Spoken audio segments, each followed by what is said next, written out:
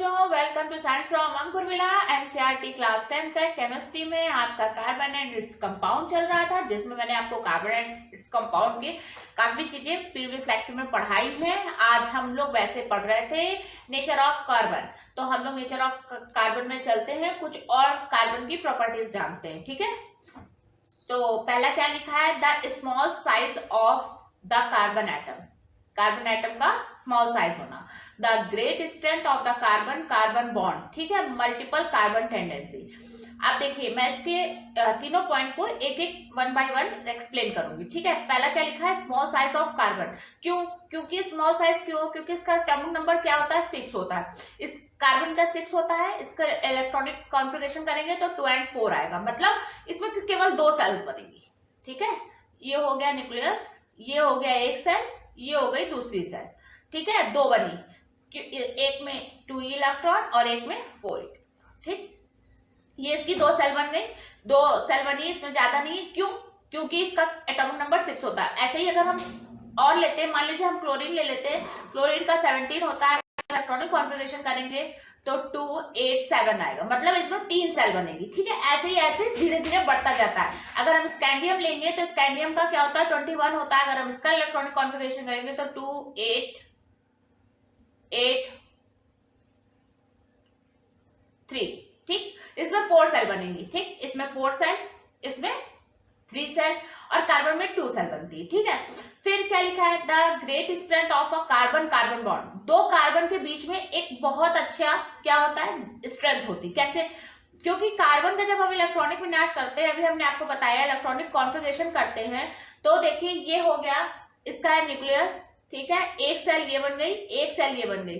ठीक है, पहले कार्बन आइटम की। ठीक है, ये फर्स्ट कार्बन आइटम है। ठीक ठीक, इसमें 2 इलेक्ट्रॉन, इसमें 4 इलेक्ट्रॉन। ठीक, और सेकंड कार्बन एटम में क्या होगा, ये सेकंड बन गया, एक ये, एक ये। ठीक ठीक, ये कार्बन, इन दोनों के बीच की क्या होती है, दूरी कम होती है। दूरी कम होने के कारण इनकी बॉन्ड लेंथ भी कम होगी। ये क्या है, इसको हम बोलते हैं बॉन्ड लेंथ।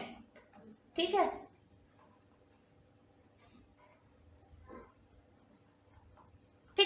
बॉन्ड लेंथ क्या है, एक न्यूक्लियस से दूसरे न्यूक्लियस के बीच की जो ये लेंथ होगी, इसको बॉन्ड लेंथ बनी। क्यों? क्योंकि ये एक कार्बन को दूसरे कार्बन को जोड़ रहा है एक दूसरे से, और जोड़ रहा है, दूरी कम है। दूरी कम होने के कारण इसकी स्ट्रेंथ होगी वो बहुत अधिक, बहुत अच्छी होगी।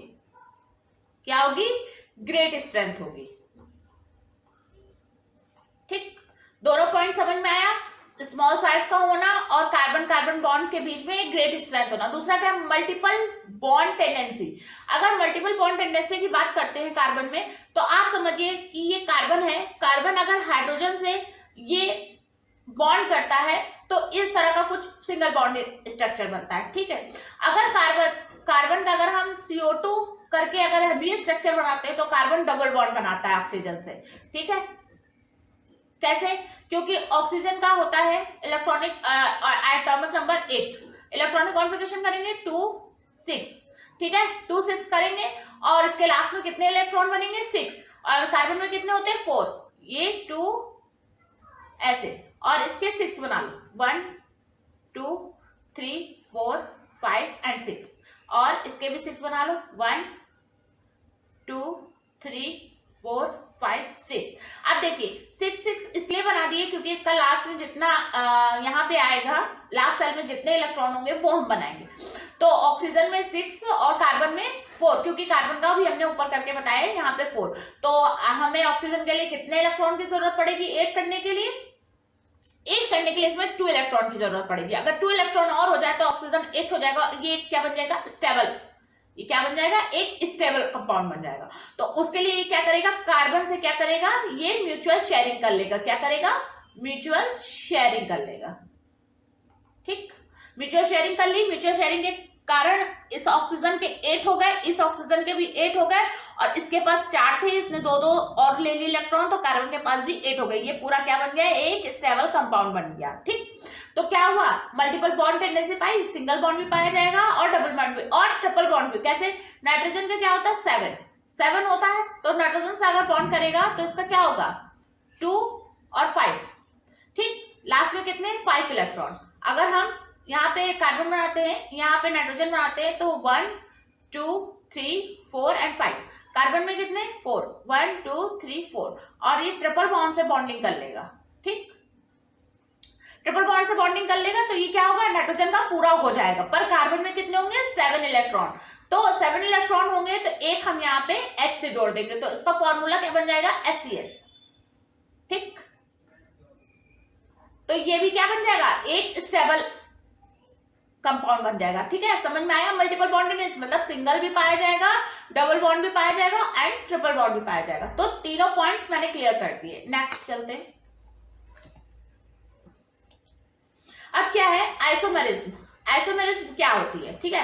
पहला क्या है, कार्बन में एक स्पेशल फीचर पाया जाता है, क्योंकि कार्बन जो है वो अपने ही जैसे से कनेक्ट लिंक हो जाता है, लिंक हो जाता है मतलब बॉन्ड बना लेता है, कार्बन का कार्बन से बॉन्ड बन जाता है, इसलिए इसमें आइसोमेरिज्म पाई जाएगी, ठीक है। आइसोमर्स, कार्बन के काफी आइसोमर्स है, ठीक है। Compound having the same molecular formula but different structure formula. क्या होगा, मॉलिक्यूलर फॉर्मूला तो सेम होगा पर उसका क्या होगा, स्ट्रक्चर अलग होगा। Property are known as isomers, उसको क्या कहेंगे, आइसोमर्स कहेंगे, और इस फिनोमेना को क्या बोलेंगे, आइसोमेरिज्म। आप समझिए आप कि दो जुड़वा भाई हैं, ठीक है। ये हम बना लेते हैं दो भाई, ठीक। थोड़ा सा स्ट्रक्चर पर ठीक है, आपको लोग को समझाने के लिए, ठीक है, ठीक। ये दो जुड़े भाई हैं, ठीक। क्या होगा, इनका क्या होगा, इनकी जो स्ट्रक्चर है वो मान लीजिए एक है, तो इनकी फिजिकल और केमिकल प्रॉपर्टी अलग अलग है, ठीक। वैसे ही हम बता रहे हैं कि जो इनमें कुछ एक स्पेशल फीचर होगा, मतलब बोल लीजिए कि इनका जो मॉलिक्यूलर फॉर्मूला है वो एक होगा, पर इनका फिजिकल स्ट्रक्चर केमिकल स्ट्रक्चर अलग अलग होगा। कैसे, जैसे हम ले लेते हैं C5H12 ले लेते हैं, थोड़ा इजी रहेगा, ठीक है। C5H12 अगर हम ले लेंगे, इसका ये जो हम स्ट्रक्चर बनाएंगे, देखिएगा इसका मॉलिक्यूलर ये क्या है, ये है इसका मॉलिक्यूलर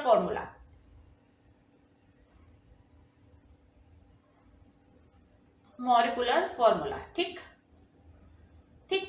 ये देखिएगा बनेंगे कार्बन उतने ही, बनेंगे हाइड्रोजन उतने ही, दो हम स्ट्रक्चर बनाएंगे, दोनों में कार्बन और हाइड्रोजन का जो यहाँ पे नंबर लिखा है उतने ही होंगे, पर उनका स्ट्रक्चर भी अलग अलग होगा, उनकी केमिकल प्रॉपर्टीज भी अलग अलग होंगी, उसको ही हम आइसोमेरिज्म बोलेंगे। देखिएगा 1 2, पहले हम 5 कार्बन बना लेते हैं, 1 2 3 4 एंड 5। आप सबको एक दूसरे से कनेक्ट कर देंगे, ठीक। अब हम इसकी बैलेंसी पूरी कर लेंगे। हमने आपको बताया था अगर कार्बन में कहीं पे भी आपको बैलेंसी ना समझ में आए तो आप समझ जाइएगा, वहां पे अज्यूम कर लीजिएगा कि वहां पे हाइड्रोजन होगा। तो अब हम बना लेते हैं 1 2 3 4 5 6 7 8 9 और 10, ठीक। गिनिए 1 2 3 4 5 6 7 8 9 10। तो एक मिनट हम इसको सही कर देते हैं, C5H10 कर देते हैं, ठीक, क्योंकि 10 नहीं सही था, सॉरी। एक सेकेंड ये गलत है, पहले सही लिखा था, मैंने सोचा शायद हाइड्रोजन कम हो गए, पर ठीक है मैं फिर से लिख दे रही हूँ, C5H12 भी है, ठीक है।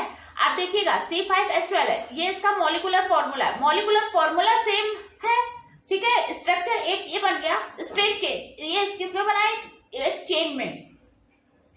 चेन में बन गया, ठीक है। अब हम ब्रांच में अगर बनाना चाहे तो इसका ब्रांच में बनेगा, पर नाम अलग होगा, इसका नाम अलग और दूसरे का नाम अलग, ठीक।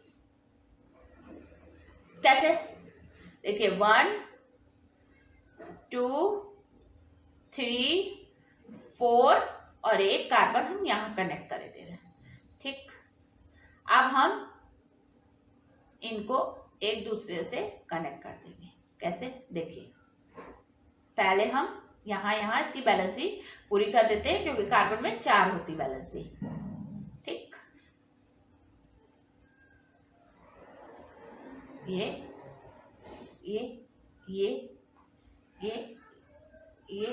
और ये, आप देखिए 1 2 3 4 5 6 7 8 9 10 11 12, ठीक। एक ये स्ट्रक्चर हो गया और एक ये हो गया, ठीक। ये फर्स्ट स्ट्रक्चर कार्बन का और ये सेकंड स्ट्रक्चर, ठीक ठीक, ये ऐसे, ठीक। ये दो स्ट्रक्चर बन गए कार्बन के, ठीक। अब क्या है, इसका मॉलिक्यूलर फॉर्मूला एक है, दोनों का देखिए, दोनों में 5 कार्बन है, काउंट करिए 1 2 3 4 एंड 5, ठीक। इसमें भी काउंट करिए 1 2 3 4 एंड 5, ठीक। थोड़ा सा कलर चेंज कर लेते हैं, सेकंड, ठीक। अब हाइड्रोजन पे आ जाते हैं, 1 2 3 4 5 6 7 8 9 10 11 एंड 12, इधर गिन लेते हैं 1 2 3 4 5 6 7 7, इसको 8 कर देते, 8 9 10 11 एंड 12, ठीक। अब देखिए इनमें मैं समझाना ये चाहती हूँ कि देखिए इसमें भी कार्बन 5 है, इसमें भी कार्बन 5 है, इसमें हाइड्रोजन 12 है, इसमें भी हाइड्रोजन 12, पर इन दोनों का जो स्ट्रक्चर है वो देखिए अलग अलग है दोनों का। इसमें कार्बन एक चेन में है, इसमें मैंने ब्रांच में बना दिया, ठीक है। तो इसका स्ट्रक्चर अलग अलग हो गया और इसकी फिजिकल एंड केमिकल प्रॉपर्टी भी अलग अलग और नाम भी अलग अलग होगा। कैसे, अब देखिए 5 कार्बन है, ये पेंट होगा, ठीक है। 5 कार्बन की जो चेन होती है उसको पेंट बोलते हैं, ठीक है। और ये सिंगल बॉन्ड से जुड़ा है तो पेंट प्लस एन हो जाएगा, ठीक है, पेंट प्लस एन, ठीक। अभी हम चलिए नहीं लिखते हैं नाम को, थोड़ा सा आपको कंफ्यूजन हो जाएगा, ठीक है। एन तो पेंटेन हो जाएगा, ठीक। और इसमें देखिए, इसमें जो हम काउंटिंग करेंगे वो इस कार्बन से करेंगे, ठीक है, तो इसका नाम अलग हो जाएगा। तो कुल मिलाकर मेरे कहने का मतलब है कि मॉलिक्यूलर फॉर्मूला सेम, स्ट्रक्चर अलग, फिजिकल केमिकल प्रॉपर्टी अलग और नाम भी अलग, नेम भी डिफरेंट। फिजिकल प्रॉपर्टी अलग, physical property, chemical property and name, तीनों चीज डिफरेंट है, बस केवल सिर्फ मेन सेम क्या है, मॉलिक्यूलर फॉर्मूला। तो इसको हम क्या बोलेंगे, इसको हम आइसोमेरिज्म बोलेंगे, ठीक है। तो कार्बन कार्बन कार्बन से कनेक्ट करके काफी ऐसे ही स्ट्रक्चर बना लेता है जिसका मॉलिक्यूलर फॉर्मूला एक होगा, और ऐसे 2 स्ट्रक्चर नहीं बनेंगे इसके कम से कम कुछ नहीं तो 4 से 5 6 7 जितने आप चाहें उतने आप बना सकते हैं। कैसे, ये एक स्ट्रक्चर ऐसे ही बन सकता है, आप ऐसे ऐसे ऐसे 1 2 3 4 और एक कार्बन यहाँ लगा दीजिए, और यहाँ हाइड्रोजन, यहाँ हाइड्रोजन, यहाँ हाइड्रोजन लगाइए, यहाँ, तो ये सिंगल चेन में बन गया। तो आप कितने भी किस तरह भी आप कितने भी स्ट्रक्चर बना सकते हैं। तो ये भी एक कार्बन का अलग से फीचर है कि उसमें काफी आइसोमर्स पाए जाते हैं, ठीक है।